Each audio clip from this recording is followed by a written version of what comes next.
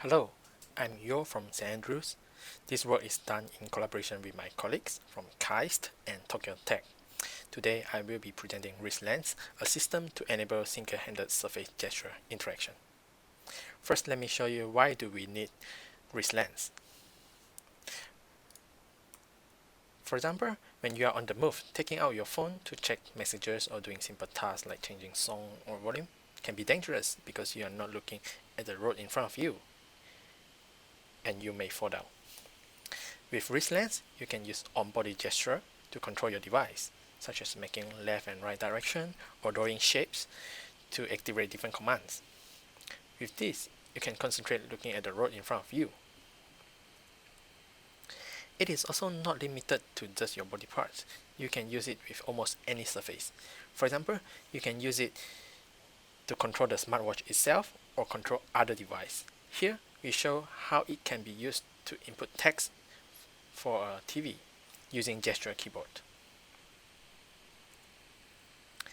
The on-body gesture interaction is the main use case of this paper, but there are many other interesting use cases I want to show you. Here we show that you can quickly measure any object in any shape. And how did we do this?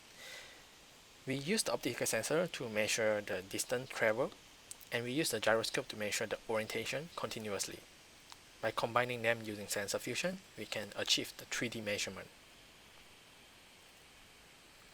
In another use case, let's say that you are using mouse on your right hand typically, and you wear a smartwatch on your left hand. Then you can use the bimanual interaction techniques such as pinch and zoom and to rotate. If you are using a stylus to draw something, the left hand can help control the brush size or color or any parameters of the stylus. It is easy and continuous control. Normally you will need to buy a surface dial to do this or use the on-screen control. And there are more use cases in the paper, so please refer to the paper. We made several prototypes. The first version was kind of big and the bottom part was extruding, and it was laggy, it was hot glued together. It has to be connected to laptop and Arduino, so we didn't include any of this in the paper. The second version is much better. Now the bottom part is flush, it doesn't extrude so much. It is fully self-contained, it has battery, it is wireless, and it has microcontroller, so the processing can also be done locally. But why did we put the sensor in the strap? And there are a few inspirations to this. Nowadays there are many products that is called smart strap. So it has sensor and display and processing unit inside the strap. So you can use any traditional watch without buying a smartwatch. All you need to do is just change the strap into a smart strap. Most importantly, this creates a unique opportunity for us to allow sliding on any surface with the wrist for interaction. As you can see, the optical sensor itself is quite small, so I believe it can be easily embedded into a smart strap. I will quickly talk about some related work.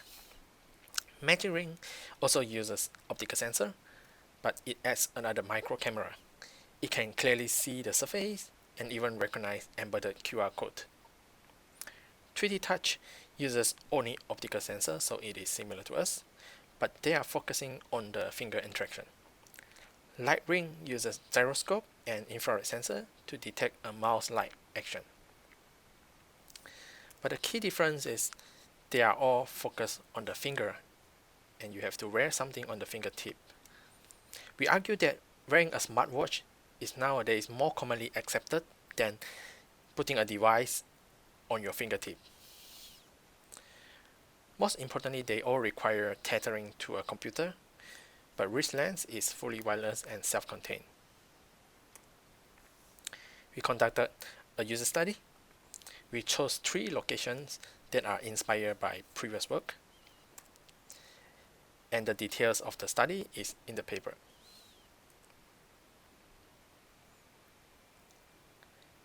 Here are some clothing that the user wore using the user study. you can see they wore a diverse type of clothing. The sensor readings are also dependent on the surface properties such as the size of the area, the flatness, and the material type.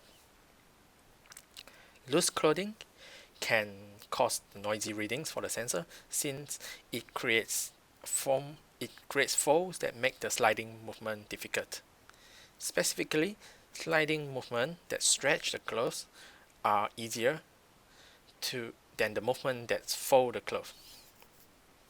The sensor also works on almost any surface, but not all type of surface, such as the reflective surface, such as glass and mirror. So during the study, there was one pen that didn't work well because it's kind of reflective to the sensor.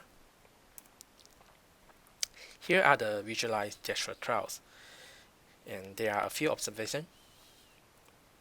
For example, let's look at the participant 7 because the data looks really clean.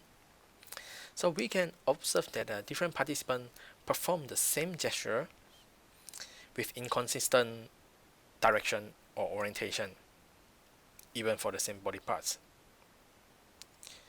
It means that the users have a different perception of what is left and right and what is top and bottom on their body, and they may invert one or both axes when prompted to perform a gesture.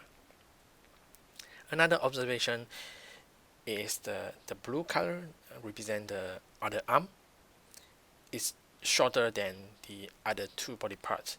It is because the other arm has a smaller surface area, so the gesture is smaller, and it makes it more difficult to perform the gesture on this body part. And here are some results. On the left side, we can see that the other arm has the lowest completion time, but actually it doesn't mean that it is the fastest body part. It is because, as I say, the other arm has a smaller surface area, so the user draw a shorter gesture, and that's why the time is shorter. On the right side, we can see that the accuracy is the higher on the abdomen part. It is because the area on the abdomen is large and is flat, so the user can draw well and then it being recognized well. Here are some confusion metrics for the 8 different type of gesture we conducted in the user study. But overall, the directional gesture are more accurately recognized than the shape gesture. As you can see here, there are less arrows. And there are several factors that contribute to this result. So naturally, shape gestures are more difficult to draw consistently than this simple directional line gesture. This issue becomes more prominent when gestures are performed on the body part due to the surface friction and different spatial orientation of the user. The majority of the participants perform the gesture with the non-dominant hand, which by nature does not possess the same fine motor skills as the dominant hand. We also asked the participant the standard NASA TRX question, and we add 3 more questions, including comfortability and the social acceptability. From the result, we can see that the abdomen has the lowest perceived workload, and then followed by thigh and the other arm. However, the abdomen was also voted as the least socially acceptable location to perform this gesture, either in front of friends or in front of strangers. The arm was also voted as not so comfortable. Therefore, the thigh area might be the participant's most preferred body location. It maintains a balance between the perceived workload and the social acceptability.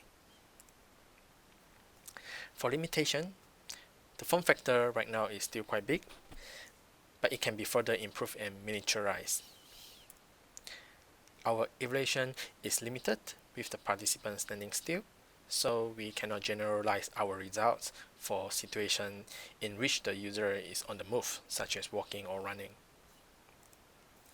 And there is no surface recognition capability, therefore we could not enable context-aware interaction such as body shortcuts.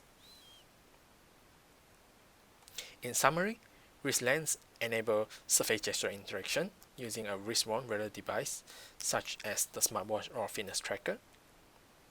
Our evaluation results show that directional gesture can be accurately recognized on different body parts, but less so for shape gesture. Participants feel that it is comfortable and socially acceptable to perform the gesture on the thigh and other arm in the public, but less acceptable on the abdomen area. Finally, we envision such type of sensor, when included in the future wearable device, unlocks a high potential interaction modality. That's all for my presentation. Thank you very much.